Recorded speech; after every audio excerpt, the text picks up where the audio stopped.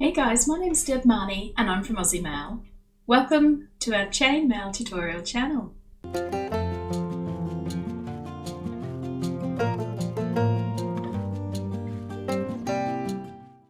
Hey guys, big hi, hello, welcome, how are you today?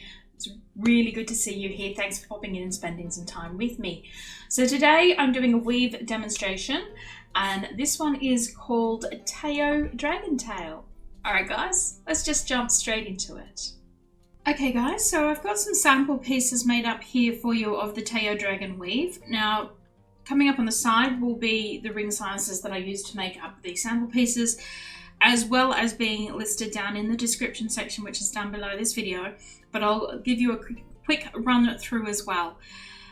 Okay, so each size uses two different gauge sizes. So our first one over here, the large rings here are 14 gauge AWG, which is 1.6 millimeter diameter wire. And the ring ID for this one is 8 millimeters. The smaller ring that you can see here, that one is 16 gauge AWG, 1.2 millimeter diameter wire. And the ring ID on those ones are 4.5 millimeters. The one here in the middle, the large rings are the 1.2 millimeter wire with a ring ID of 5.75 millimeters. And the small rings are 18 gauge AWG, which is 1.0 millimeter diameter wire. And the ring ID this time is 3.5 millimeters. Our smallest one uses the 1 millimeter wire for the large rings in 4.75 millimeter ID. That's these large rings here. And then these smaller connecting rings that you can see in the weave, they are 20 gauge AWG, which is 0.8 millimeter diameter wire with a ring ID this time of 3 millimeters. Okay, so I'm going to do the weave today in the larger ring ID, and I'm also going to use two colors to help you see the difference. So the ring ID that I've chosen here is 5/16 of an inch or 7.94 millimeters, which is so close to the 8 mil that I suggested that it should be fine. If you want to add a little bit more color to the other versions, in the middle-sized weave, instead of the 18 gauge 3.5, you could use 9/64 of an inch. And in the smaller one, you could swap out the larger ring, the 18 gauge 4.75. You could use 3/16 of an inch in there as well. So that's just some ideas if you want to incorporate a little bit of color into the weave. All right, so to start this weave, you're going to open up one of your large rings and we're going to pop onto that a smaller ring, okay? So I'm going to close my large ring up. Now I popped the small ring on without closing it, so you can either pre-close it or you can just do what I did, which is pop it on straight out of the bag and then come in and close it up. It makes no difference, just whichever way you prefer to work. Now just for ease, I'm going to put a twist tie in my big ring. You really don't need to do this. If you don't have one, don't worry about it. I just find it's a little bit easier. It gives me something to hold on to. All right, so once I've done that, I'm going to add two of my large rings to the weave, to the small ring that we just added. So pop on two of those.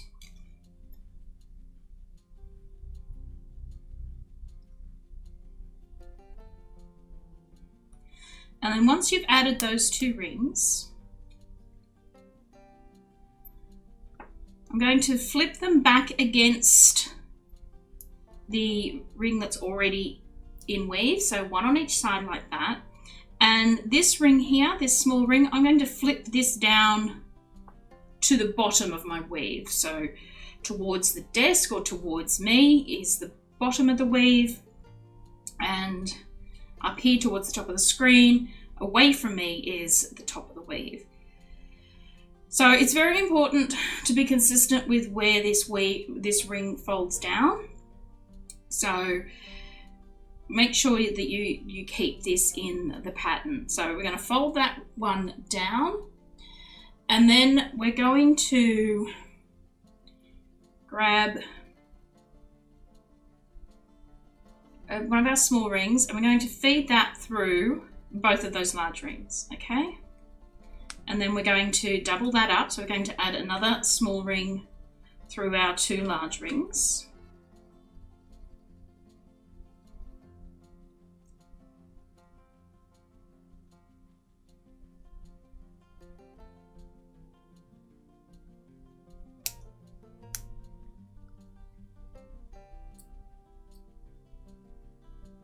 Okay, and then I'm going to take, so our work looks like this at the moment. We've got those 2 ones coming off, and then I'm going to take another large ring, and I'm going to feed it, I'm going to separate out these 2 small rings like this. I'm going to feed my large ring between the 2 large rings that are in weave already, and then I'm going to feed that through that small ring. That one there up at the top, I'm going to feed it through there. I'm going to close that up, and then I'm going to grab another large ring, and I'm going to do the same with the ring, the small ring that we've got left. I'm going to come in through the 2 rings that we've already got in place. As I bring that large ring out, I'm going to scoop up the small ring that's there, and we want to make sure that we keep that patterning of the small rings, that spiraling of the small rings. So you don't want this to come down here and, you know, try and come in this way. We don't want it to look like that, where we've got our 2 small rings touching. We want this 3rd ring to be following this spiraling pattern that we've got on. So make sure you've got that small ring positioned so that it continues with the patterning that's established by the other 2 rings, and we close that one up.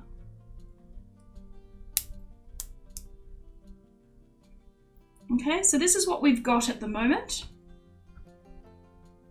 and we just want to keep adding now to our unit. So this is, you know, 1 unit of a knot Tao 3. We're going to grab another small ring. Now I'm making a decision here. I'm making the decision that my first ring here, because as you can see, we've got a bit of a zigzaggy pattern going on, okay? And so my top ring here is going to be at the top of my weave, okay? So when I go to place my next ring, I need to keep that in mind, that I'm keeping that orientation, and I want my next weave, my next ring to go in here, because if I put my next ring in here, that's going to change the orientation of my unit, and I want this ring to be up on the top, not, you know, the protruding ring to be down here.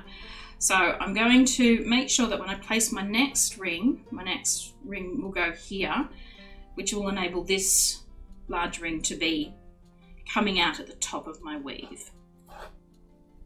Okay, so I'm going to add a small ring to the large ring, and then I'm going to pop on 2 of my large rings.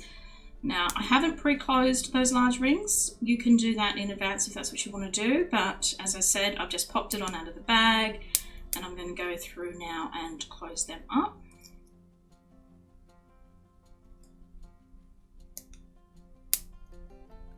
Okay, and then making sure that I'm keeping my first unit in the position that I want it to be, I'm then going to fold back those 2 rings that I just added, and I'm going to push that small ring down, okay, so that it goes to the bottom of the weave like that. And then I'm going to do exactly the same as I did before. I'm going to grab another small ring, I'm going to lock those 2 large rings into place, and then I'm going to double that small ring up,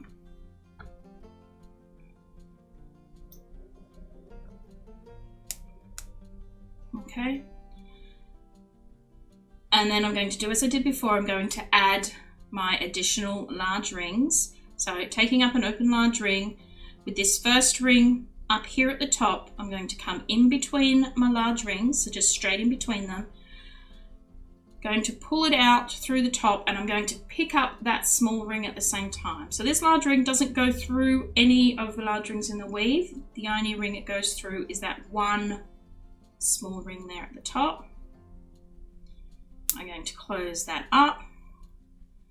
I'm going to move that up out of the way as much as I can. I'm going to take up another large ring, and I'm going to do the same again.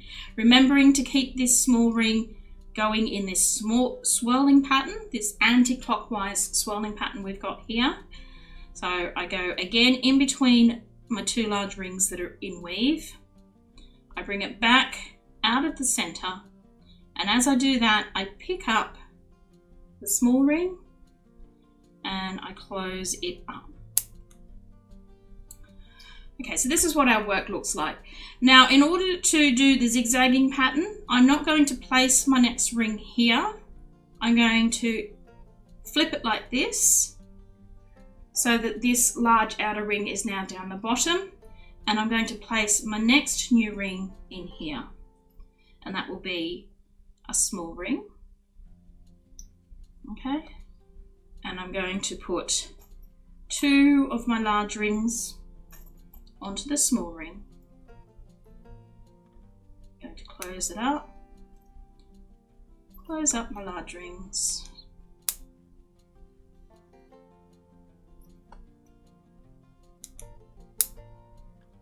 Okay, so holding this in the pattern that I decided on at the beginning, that is with this first outer ring being at the top, I'm going to fold my rings back, and I'm going to make sure that that small ring sits down towards the bottom.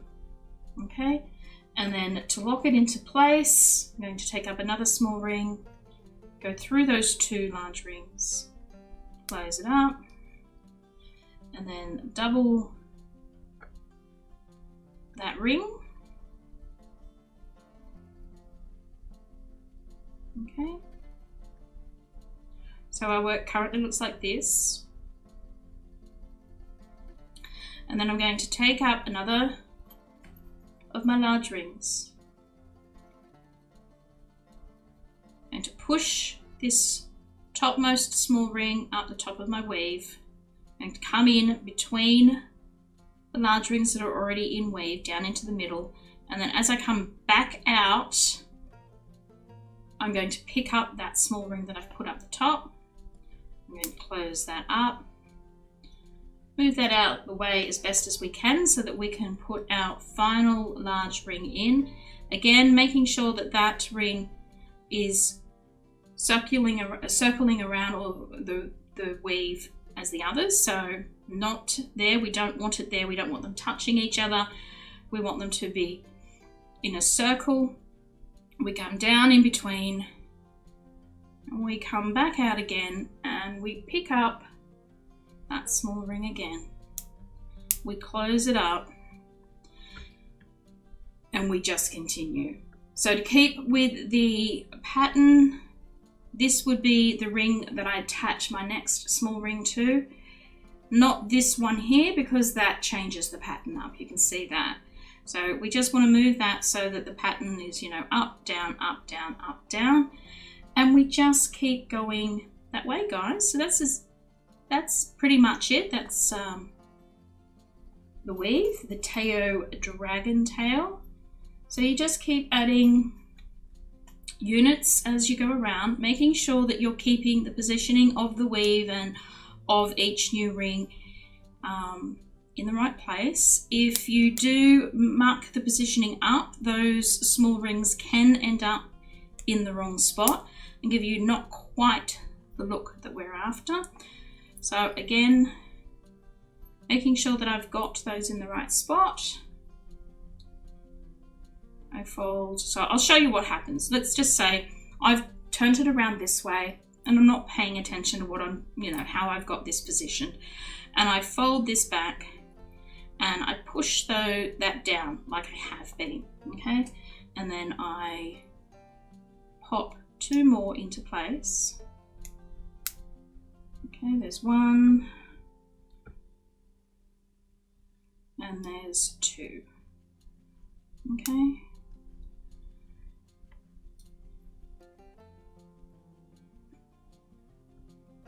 And then I add my large rings as I've been doing. Okay, so going through this one here up at the top and closing that off. Okay, and then moving to the next one.